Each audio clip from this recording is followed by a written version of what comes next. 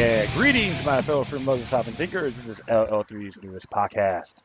My name is Craig, transmitting from the beautiful swampy mangroves of South Florida.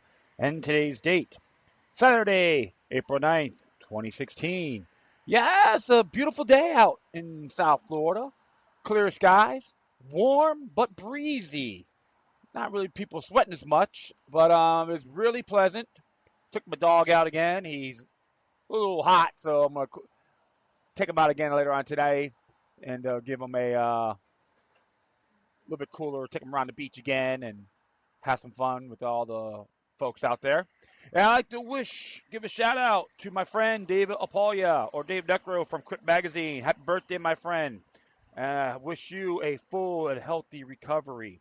So please, always, all my beautiful people out there, invest in your health because you live once, and please value it to the best of your ability. I'm not going to tell people what to do, but the truth of the matter is we got to really take care of ourselves. So, including myself as well. I boldly admit it. But however, I am getting better. I'm learning a lot more. And that's why I'm not afraid to share this information as well to you when I talk about health concerns. But I'm not going to be talking on those today.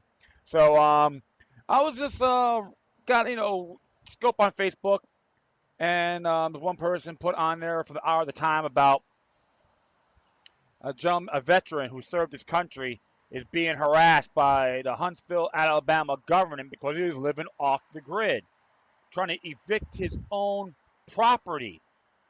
He's not renting, but he owns it. But, you got all these pencil neck fools who will go, I got a law degree. I know better than you how to live.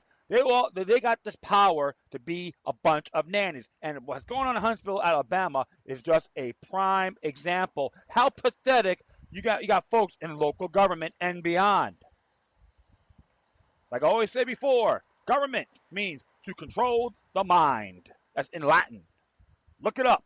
Don't be shy, because this is why they don't want you to do what you believe is comforting, as long as you don't bother anybody else. But they think they're smarter. They're just an example. It's happening in Fort Lauderdale, Miami, Salt Lake City, Albuquerque. We can go on and on and on. I know it's not just the U.S., but the world. They want to have this George Jetson environment, build these big, beautiful, luxurious pigeonholes. Of course, Panama Papers is just an example.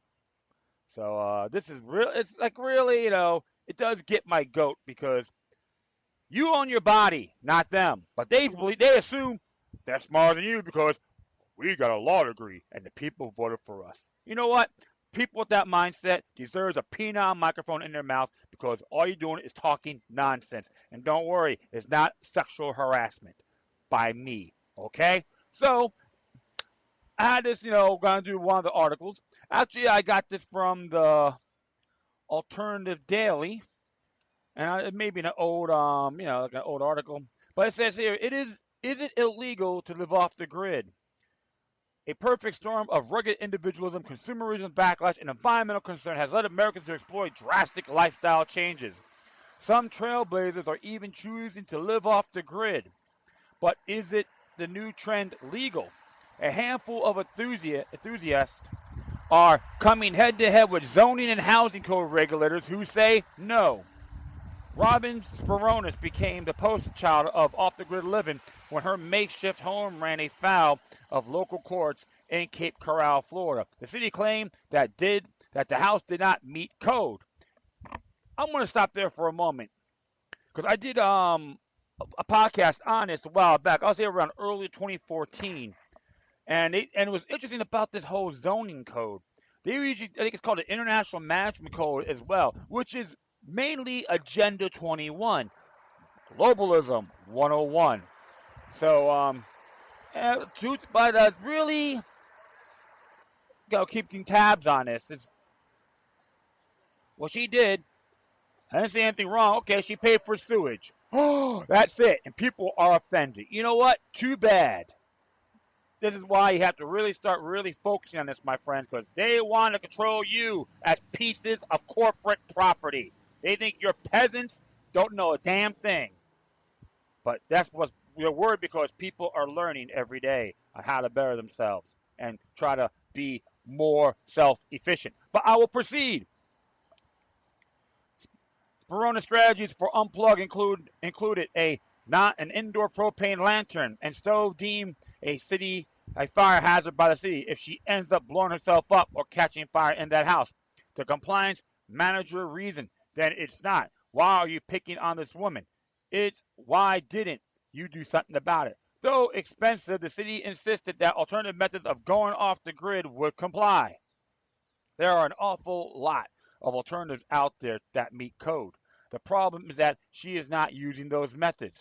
There was no room for adjustment, however, with Speronis' water supply. The law required connection to city water.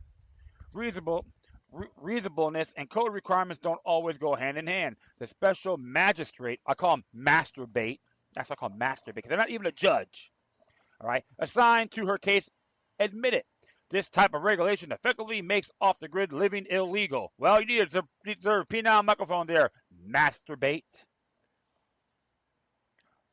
Speronis is not alone. Several off-the-grid pioneers and even tiny home dwellers have come up against zoning and building code regulations. The city of Huntsville, Alabama, deemed Terry Truitt's off-the-grid home a trailer and demanded he connect to the city's utilities or leave.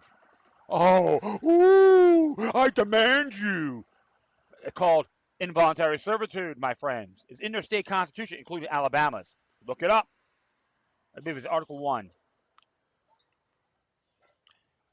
Rolf and Mary Von Walderson were evicted from their tiny off-the-grid home in Centerville Township, Michigan. In addition to being in violation of utility codes, their house was deemed too small to be classified as a habitable dwelling. Oh, yeah, so they're going to tell me what kind of home I can have. Oh, please, up yours, all right? LA County, California has dispatched armed nuisance abatement teams to raid the desert in search of code and zoning violations. Jacques Dupas was forced to leave his home because a water tank, which was code conforming when built, no longer met regulation. He and his wife had to spend their retirement savings to relocate. They're just one of many such cases in this county. Well, go figure. LA County is nothing more than a damn police state. Pieces of garbage to their local servants.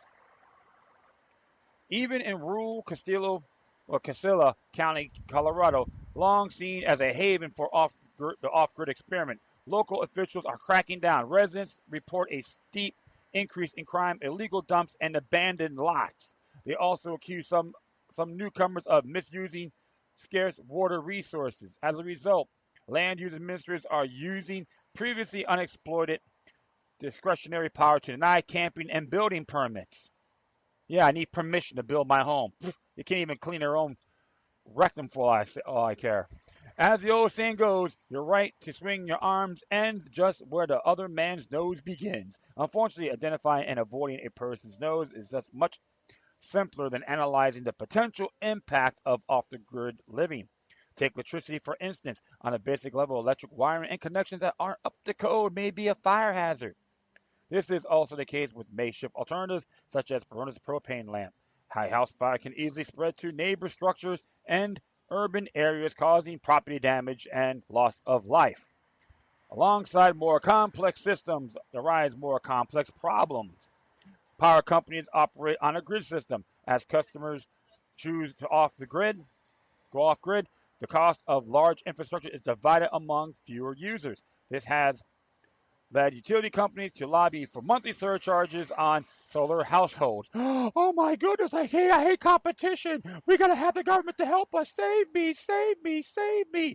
Typical Sweet Polly purebred attributes. Bunch of cowards, all right? While some see the grid, motorcycle driving by, woo, as a public good that we should all support, others view the other power companies as monopolies intent on squashing competition and innovation. The American individual's philosophy of live and let live would err on the side of personal freedom. In this view, the onus of proving that off-the-grid living is a danger or documented nuisance should be on regulators. Without hard evidence of damage to neighbors or the city, property owners should be able to do as they like. Many would even argue that if unsafe conditions impact only the homeowner, the government has no business interfering. public health view allows for wider interpretation of legitimate precautionary regulation. Proponents argue that we've spent many years and more resources developing and building sound infrastructure to protect and provide for every citizen. People should not be allowed to turn to alternative sources that may or may not be sanitary or safe. What do you think? Should off-the-grid living be legal, illegal, or somewhere in between? And there's plenty of sources you can look at on here. Of course, recommended articles. I would say this. There are so many ways now with technology we can don't really need these power companies, and of course we can get our own water system going as well with the Ecolo Blue and all these other unique products. Because I'll tell you this, I like living off the grid myself. I'm an outdoors guy and boldly admit it. I make a living. I have a camper and all that, but and no one bothers me. I'm not living filthy, dirty, or anything like that. I got to clean once in a while. I have a dog, for goodness sakes, but it's okay. However, when you got a lot of folks out there are complaining, oh my goodness, this person's not living off the grid. We gotta call the zoning company because I can't. I have to pay my bills and they don't. You know what? Because you don't understand natural law. You're on this only one world mind control THX 1138 environment, or Logan's Run, or Rollerball, road technocracy, and all that. That's what they're trying to lead us to that. The road to technocracy. You can do this, you can't do that. They want to tell you how to think, or when to clean your butt, when to have sex. I'm being sarcastic, but that's how that mindset is. Mind control 101. That's why it really gets my goat. You got people out it's like a gentleman from Huntsville, Alabama. I saw the video. He's living off the grid. He has his own water supply. He has solar power, and they said you can't do that. We know better than you. I know you did a lot of hard work, but we're smart because we push a pencil. You know what? They need to stick it, as far as I'm concerned. And all you people that support the governmental ways, you're just nothing more than a bunch of Uncle Toms and Aunt Jemimas to the establishment. You're just a bunch of slaves, okay? Bunch of yes people. Okay, boss. Yes, boss. House and field peasants. And I don't give a damn if you turn off the show or not. Don't mean a confounded thing to me. But truth of the matter is, educate yourselves, learn how to do things on your own. Because how about that grid gets off? People are going to be going to the government and complain to FPL. Oh, well, like FPL in Florida, because people want to make laws that these supermarkets have to have generators now. Wait, what? Because they were unprepared. I remember the time I went through Hurricane Andrew in '92 down in Dade County. Unfortunately, it was minor damage, a lot of trees, and the roof, some of the shingles of the roof fling off. But at least I had a roof over my head, little leaks here and there. But people, a lot of lessons were learned. In 2005, I was in Hollywood, Florida when Wilma hit, and I see all these folks line up to get gas after the hurricane, and they're complaining and screaming and yelling. They had their kids in the car. What's their excuse? Then they couldn't complain to the city. We got these laws that have gas, have generators. You know what? Shut up. You should prepare yourselves instead of complaining to the state. That's how you idiots think. And I hate using idiots, but it's like the whole thing is we can't take care of ourselves. Please help me. You know what? If you do that, you just say it. I'm a number, not a freedom of sovereign thinking individual. That's how you raise your kids. Be peasants. What's gonna be next? If they say put a chip in your wrist, so you get shopping and go, okay, boss. That's what it could lead to if you have that nature, and it's gonna hurt you and everyone else you love. But I do support off the grid living. Doesn't bother me one bit. Now, again, with technology, it can be done. Everyone should learn how to learn these things. And you'd be surprised when the more you learn, the more you practice it, the more you feel liberated. It takes time. We got some rough hit bumps on the road. We all do. It's part of humanity. But you can still be inspired. That's why I think off-the-grid living is legal. No victim, no crime. Any questions? Read the 9th Amendment U.S. Constitution, enumerated rights, and read the articles, like sometimes 1 and 2 of your state constitution, about natural-born rights, inherited rights, enumerated rights. Plain and simple, self-explanatory, null and void. and those idiots in these city councils and county councils and these commissioners and mayors, if you don't like it, drop out because you're contaminating space. You're breaching the oath of office. Deep down inside, you know I'm right. If you don't like it, too bad. Call me out. I dare you. Because as far as I'm concerned, you're nothing without the people. That's all I'm going to say about it. Got the motorcycles driving by again. All right, this next one here came from Occupy Corporatism by Suzanne Powell. And it's an interesting article here. It goes, Facebook groups make it easy for patrons and terrorists to buy a gun. And let's see what Susan Powell has to say about this. Facebook recently banned the private sale of firearms on their social media platform, including Instagram. Keep watch for violators. Users are encouraged on tattletale on others. In January, differential license between licensed firearms dealers and they placed a ban on private individuals selling and purchasing guns using their platform. The prohibition includes the sale of gun parts, ammunition, targets private, person-to-person gun sales. These business transactions do not require a background check in many states, and because of these loopholes, social media has become a popular place to sell and purchase firearms. Loopholes. Yay! We need more loopholes. Well, I'm going to continue on here. The process takes 15 minutes. Anyone, even a minor, could access Facebook groups to arrange a purchase. According to journalist Richard Byron Riley, a VentureBeat reporter, and his colleagues spent less than 15 minutes arranging to buy a semi-automatic 7mm rifle and 90 rounds of ammunition from a guy named Dave, a member of Facebook Firearms-only Alamogordo fan page. And in many cases, the arms sellers on Facebook openly admitted that they do not conduct background checks. Facebook groups helped William Kurtz sell an AR-15 and a swap for a semi-automatic handgun in 2014. The problem with that transaction was that Cruz was an adjudicated delinquent, and which means he was legally prohibited from purchasing, owning, and possessing any gun in any capacity. And there's a link on there. I want to check this little link out before I proceed. So let's check this out. Well, it's a juvenile thing. Okay, well, you know what? Doesn't bother me one bit. But we'll continue on. Kurtz was caught trying to make this swap when police investigated his home. They found numerous firearms, including a second AR-15, several magazines, a round of ammunition, and rifle sights. Monica Becker, head of product policy for Facebook, explained over the last 2 years, more and more people have been using Facebook to discover products and to buy and sell things to one another. We're continuing to develop, test, and launch new products to make this experience even better for people and are updating our regulated goods policies to reflect this evolution. However, the tech giants also launched new tools for purchasing and selling them within groups on Facebook, which has now become an online flea market for firearms, including military weapons being sold to patriots, militias, and terrorists. Yeah, so if government does it, that's okay. Remember, government slaughtered all around over 170 million people, genocidal, on a genocide basis in the 20th century. So that's okay, all right? I will continue on. For terrorists working in countries where the Islamic State is invading,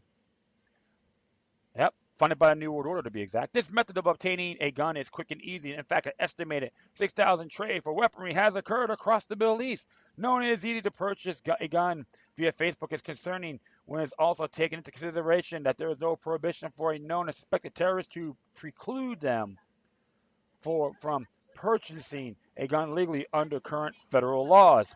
According to a 5-year report from Government Accountability Office, membership in a terrorist organization does not prohibit a person from possessing a firearm or explosives under current federal law. Thanks to the gun law influenced by the National Rifle Association, it is not illegal for people on the Federal Bureau of Investigation's Consolidated Terrorist Watch List, CWT, to buy a firearm from a gun store, including semi-automatic guns and or assault rifles. Let's blame the NRA for everything. And I'm critical with them at times, don't get me wrong, but please give me a break.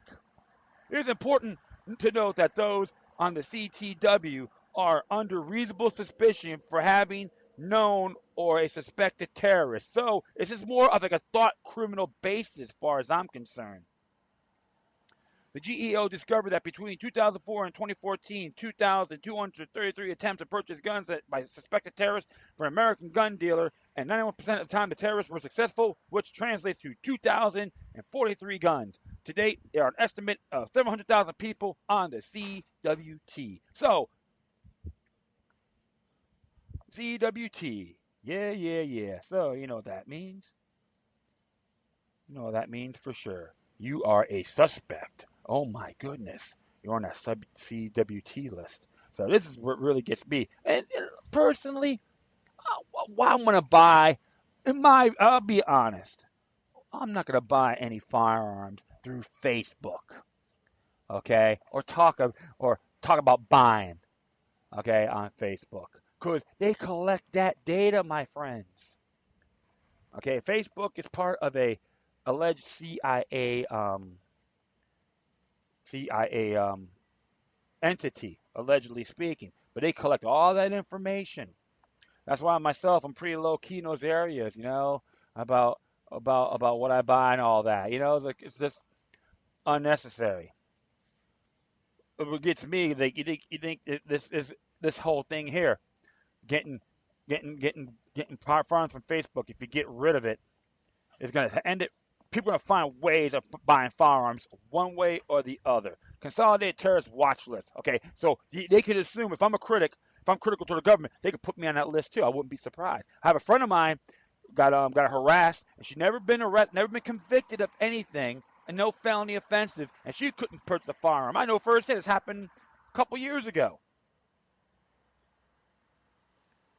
without due process.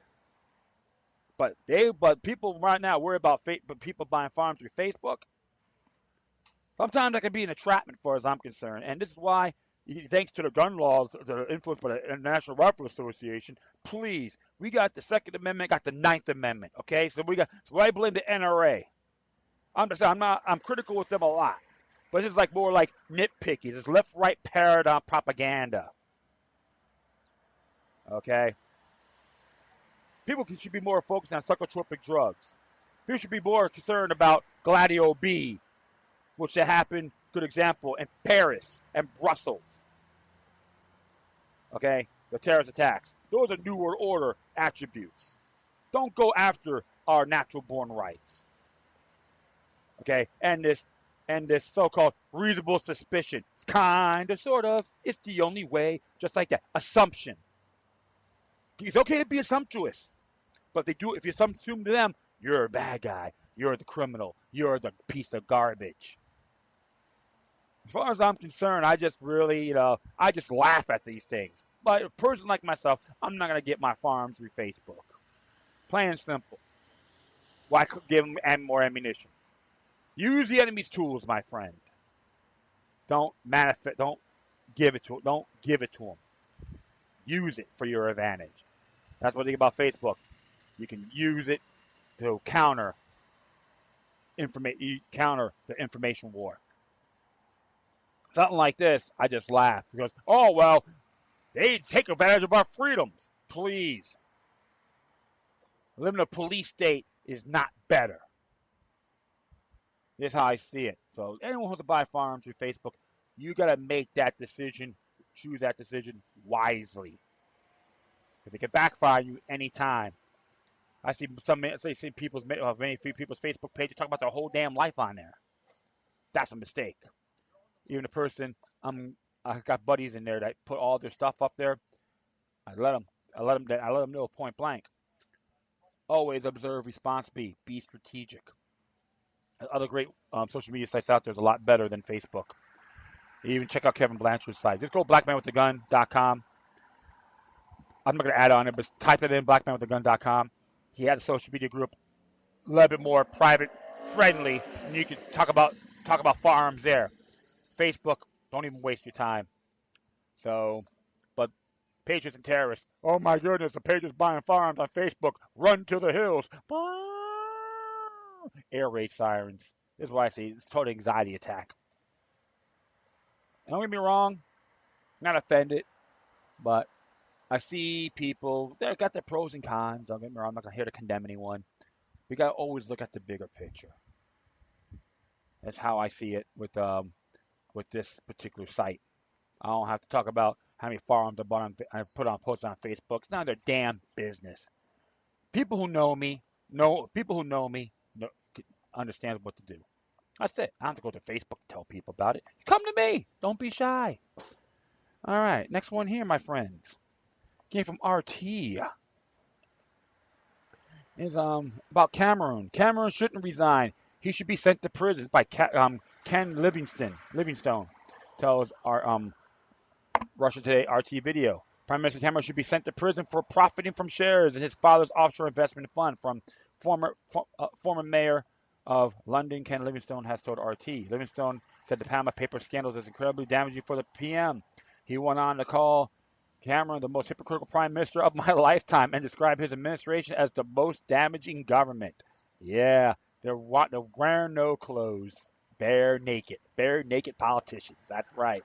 Speaking of RT, the former Labor mayor said, I think he should resign, right when he started his term of office. He has been the most damaging government, infecting huge damage to the poorest people, to communities that desperately need investment.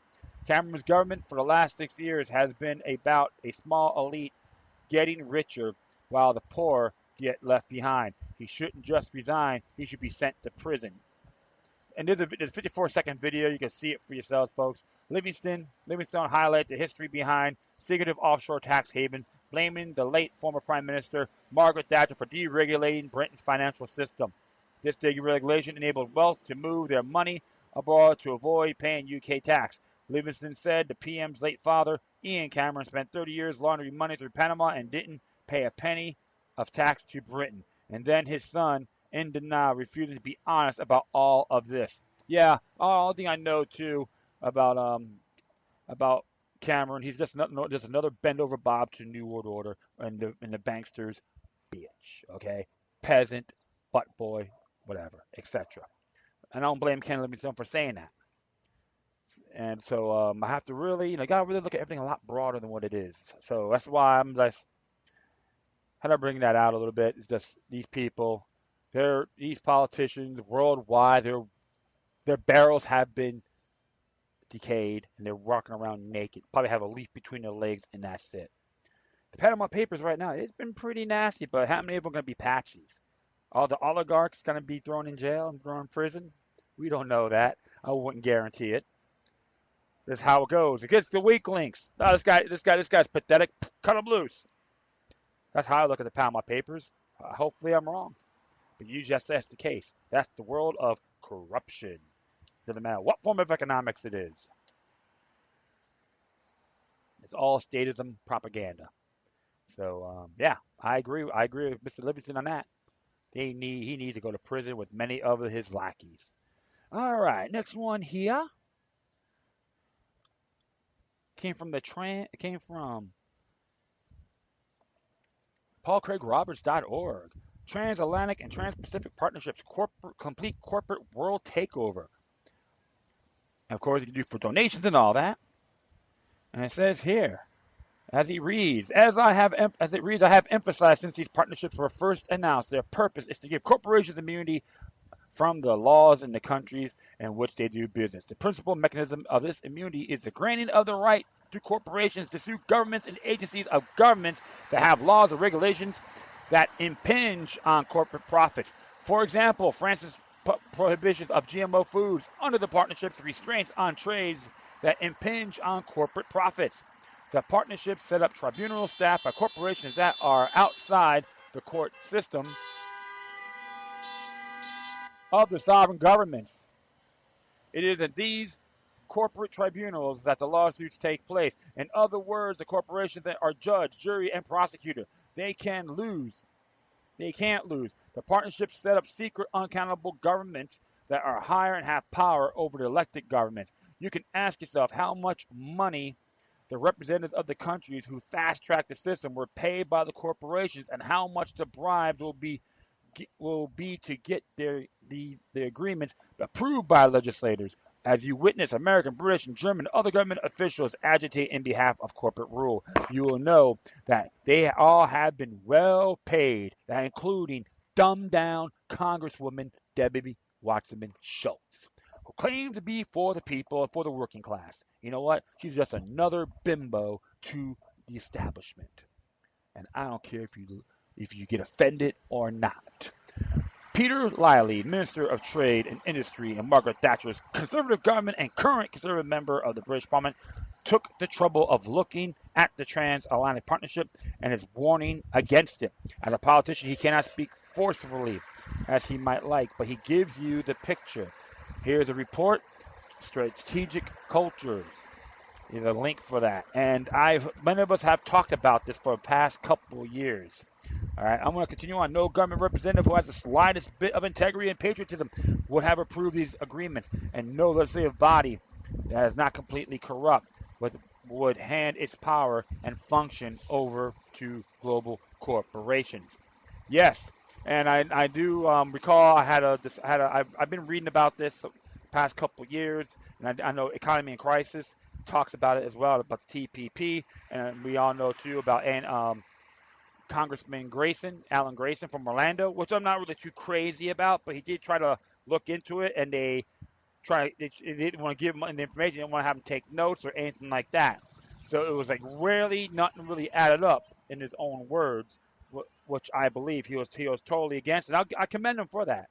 And of course, if you go to Miami, my episodes, Miami's March Against Monsanto, I had an interview with what's his name? Fred Frost? Fred Frost from the Communication Workers of America. He does agree that the TPP is the road to technocracy, and he is really baffled that Congresswoman Debbie Wasserman Schultz was for it, to support it.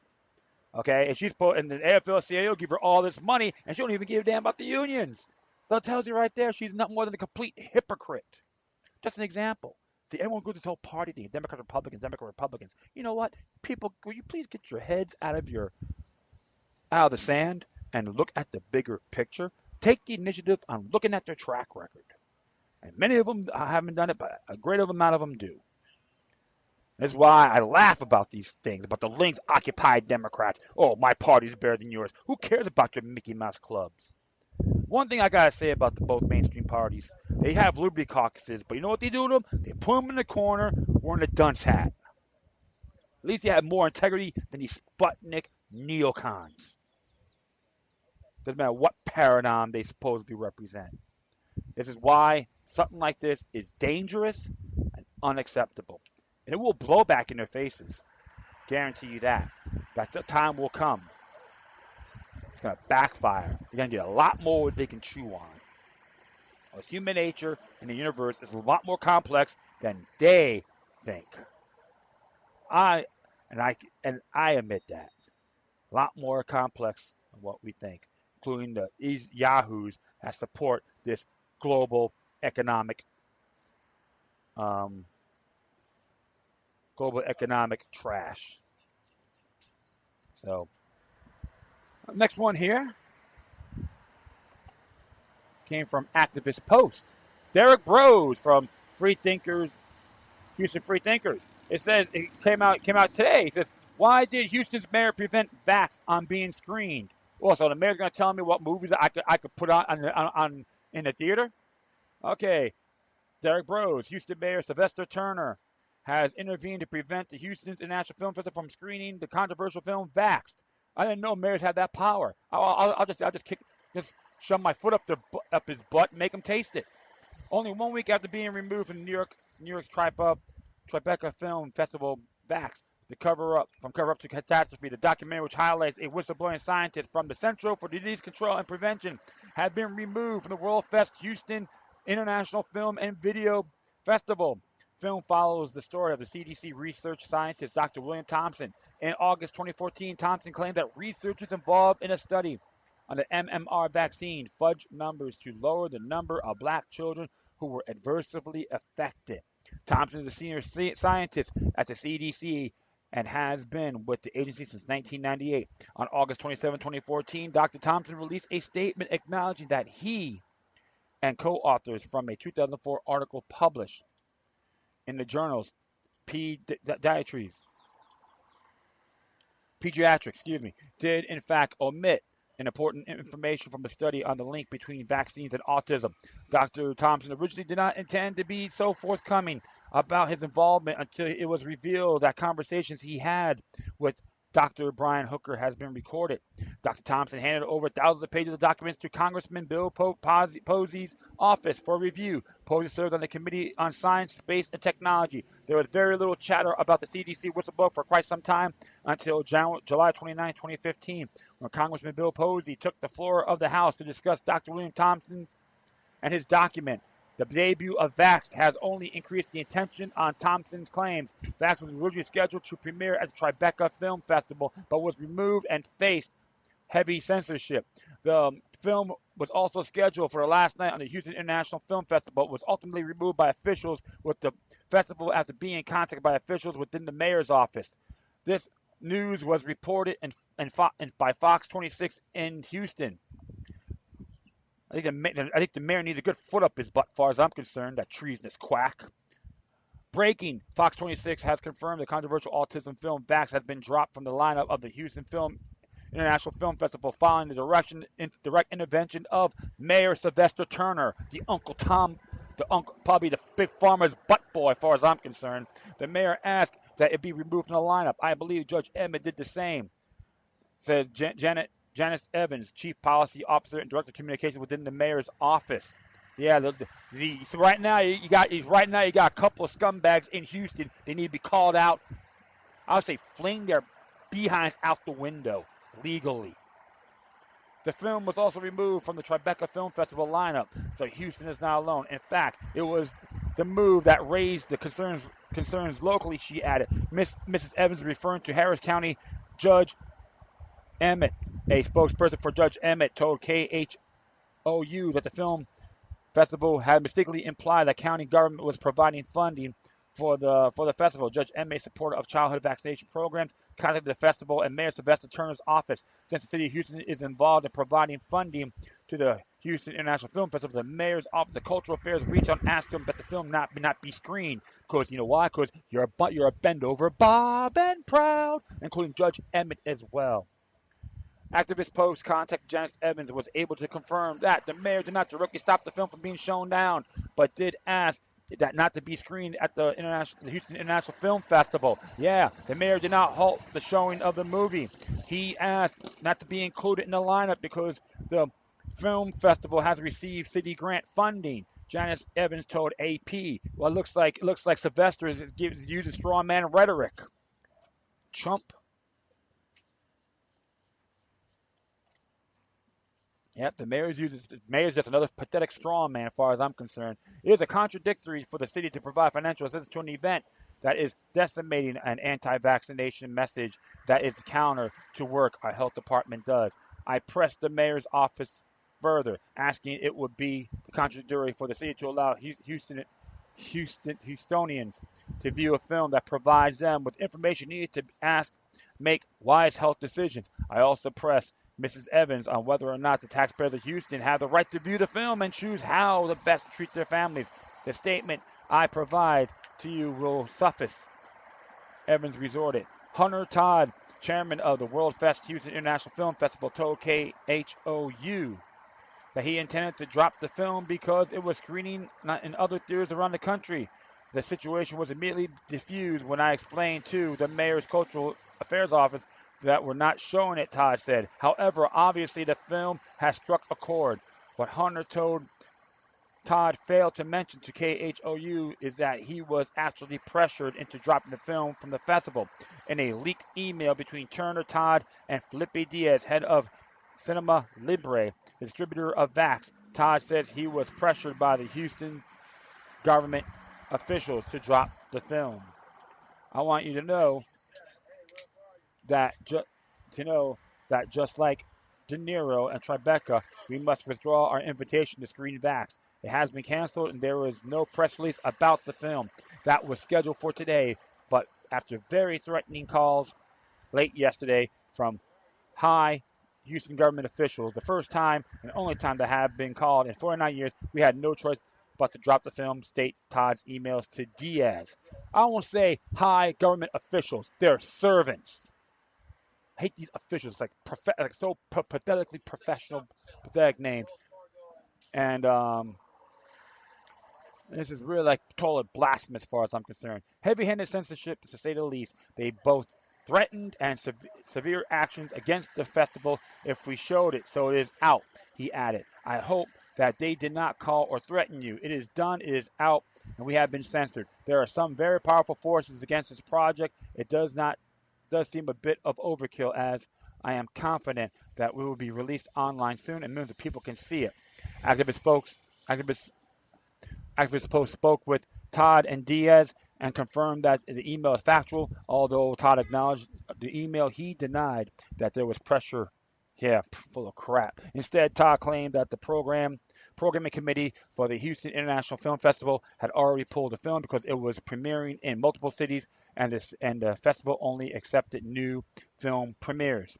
He stated that this office was contacted by the mayor's office of cultural affairs, but downplayed the very threatening calls from high Houston government officials mentioned in the email. Felipe Diaz, however, was more forthcoming about the email. Unfortunately, it was not supposed to be leaked to the outside. It was a personal email sent to me, and I made a mistake of sending it to the director and the producer, and someone leaked it to the press. Yes, I received that email, Diaz told AP. It is not an anti-vaccination film. People are judging the movie without seeing it first. Even Robert De Niro said the film was not anti-vaccination. Diaz continued, why didn't the mayor's office ask us to see the film? We would be happy to show it to them. Well, let the mayor and the city servants go to the damn movie theater and see it for themselves. You don't have to invite them, just have them come down. De Niro, in fact, explained that he is not anti-vaccine. Still, the actors and co-founders of Tribeca Films said, I didn't want to make it a whole controversy with the festival. I said, let me just pull it. We'll deal with it later. Felipe Diaz also reiterated that the film was only recommending that the MMR vaccine be given after 3 years of age or split it into 3 shots. How can they be anti-vaccine? He said, I think Tribeca created a major precedent by allowing their sponsors to decide what movies they can show. That's exactly what happened. The directors of Tribeca confirmed this to us. They had problems with sponsors. I think it created a horrible precedent. If you don't like what is in the movie, no matter the quality of the film, you can pull it from the festival. It sends a horrible message to the filmmakers community. Either make a movie that sponsors like if you might not be included in any festival. Regardless of your opinion on Dr. Thompson or even vaccination, the treatment of this film, especially intervention from city officials, is a very troubling sign. How can we, the people, make informed decisions about the medical establishments, government, the media, corporations, and all the various mechanisms that affects our lives on a daily basis? We can simply not. Every free heart and mind deserves to be informed before they can decide the path that will lead to be a free and prosperous life. The power that be are doing what they can to take away from the people from of Houston. And I'd like to thank Derek Bros for this. Paramedics going by. Woo! Okay. And I do have to agree with Mr. Rose on this because the truth of the matter is, it really violates the Article 1 of the of the Texas Constitution called Bill of Rights, freedom of expression and so forth, natural born rights. And this right here is like free flow of information, freedom of information. And as far as I'm concerned, the Mayor Sylvester Turner, and the judge, I forget his name.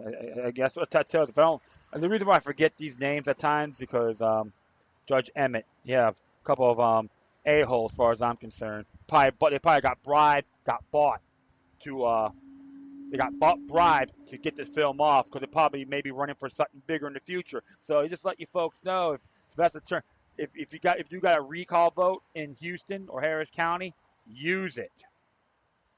I'm not, like I say, I got to look at the Texas Constitution, but read the Texas Constitution and call these scumbags out. Based on what they did, was unmeritable, unacceptable, and they need to be censured completely. Give them a taste of their own medicine. Because they need you more than you need them. What's going to be next? They're going to tell you what a movie, they're just telling you you can't watch this movie in the theater? Please. everyone out there needs to spread this information and put this movie everywhere you go and blast it, even in front of the mayor's house and the judge's house. All right, you gotta give them a tape because why? Because they're screwing with you. They're just an example. That's why local government needs to be careful because remember a couple of things: Battle of Athens, Tennessee, and Battle of Athens, Tennessee, and of course Stonewall. People revolted. Just give a couple of examples that happened in the 20th century because of corruption. But Derek Bros always does fantastic work. Check him out.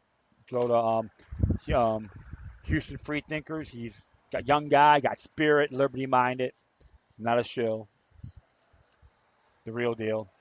And hopefully one day we'll meet and we could chit chat a few things. Pick each other's brains, I would say. But yeah, definitely. When that movie comes out, spread to everyone you know. Okay. All right. Finally, little education here on what's that? Whoop. Hold on here.